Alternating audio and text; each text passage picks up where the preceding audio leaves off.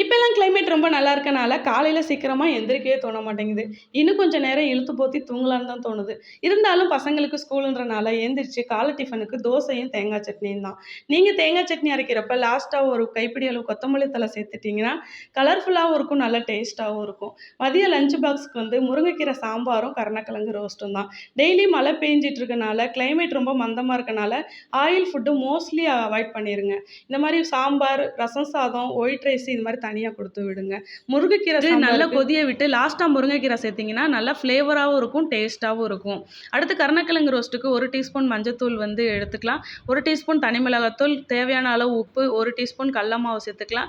கறி மசால் கொஞ்சம் சேர்த்து, பச்சரிசி மாவு சேர்த்து, கட் பண்ணி வச்சிருக்க கருணக்கிழங்க சேர்த்துட்டு, தோசைக்கல்ல கடுகு, சீரகம் சேர்த்துட்டு, பூண்டு தட்டி போட்டு, கருவேப்பிலை சேர்த்துட்டு, மசாலா பெரட்டி வச்சிருக்க கருணக்கிழங்க சேர்த்து பெரட்டி எடுத்தா, சுட சுட சாதத்துக்கு முருங்கைக்கீரை சாம்பாரோட கருணக்கிழங்கு ரோஸ்ட்டு செம